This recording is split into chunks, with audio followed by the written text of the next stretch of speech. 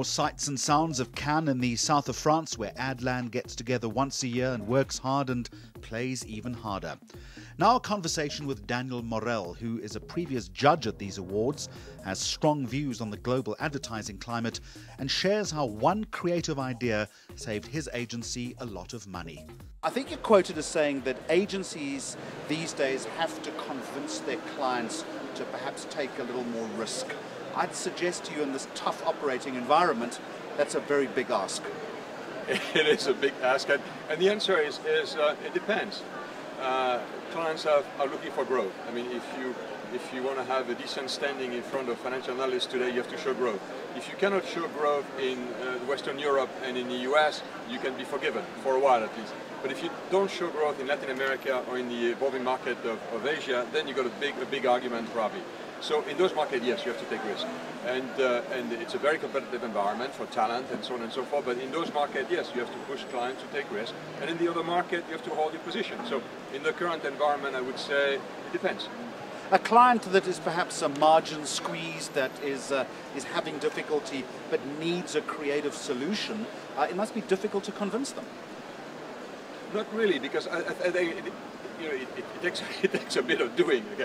But what I found is that on small amount of dollars, and some of the platforms that we have right now on mobile and digital do not require necessarily heavy investment, and they know that the leverage of good communication and the way people rebroadcast news right now and the way it could be shared among their friends and so on and so forth allows them to take a risk on that amount of money and leverage that and have a better communication. I'm so glad you brought up digital, because you've also worked very hard, I know, in your organization of convincing clients, convincing the agency itself to expand its digital offering. How have you done that? Because a lot of agencies around the world are still battling with that notion. Media follows eyeballs.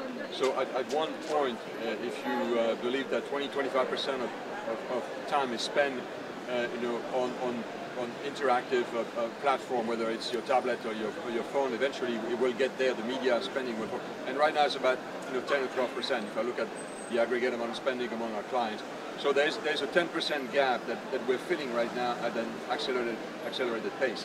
I'm assuming though that if a brand is not there, they're behind the curve. They're going to lose out. Yes, very much. And also, the question is, does everybody need to be there? At the beginning, there was a debate about luxury brands don't need to be there because it's a large and very democratic way to connect with people, and luxury brands do not have their place. But look at the work done by Vuitton, for example. Vuitton on that platform is fantastic, and Net-a-Porter, the success of that platform when dresses are sold for $3,000. So yes, every brand can take advantage of that platform and be there. You have to find the proper way, the proper creative way to do it. Let's break away from the theory of all of this, and let's talk a little bit about the advertising festival itself. You have been a judge yourself. How difficult is it to reach any form of consensus? The difficult thing that I found is to keep the judges' attention and commitment and patience after 3 grueling days behind closed door and the sun shining on the outside. So it's keeping their motivation. I don't remember any judge rushing for a decision, and I remember very late night on making a decision. People arguing on both sides and taking the job very, very seriously. It's mostly young people, and they take this sometimes their first assignment. They want to be fair to all their colleagues around the world. They want to give a fair chance to everybody. So it's hard work, but I think the main challenge is keeping them focused and keeping them attentive. And just in conclusion, some details on the art of encouraging creativity. And your particular organization came up with a very novel way of doing it, but not only that, it's one that clients themselves have really benefited from.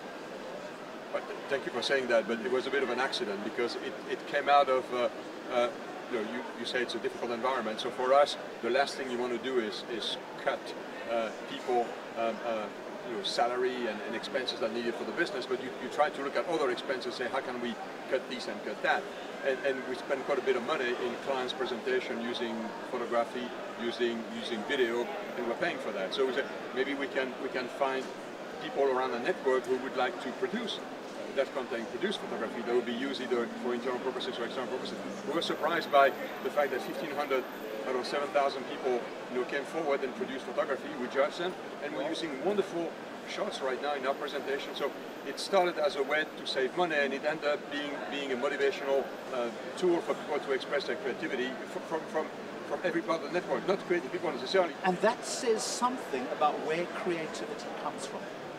Everywhere. I mean, if you create, if you foment a spirit of creativity and good humor and modesty, when people can step forward and say, listen, I can do that, maybe not as good as a professional, but I can try to do that, then people will participate and be on board with it.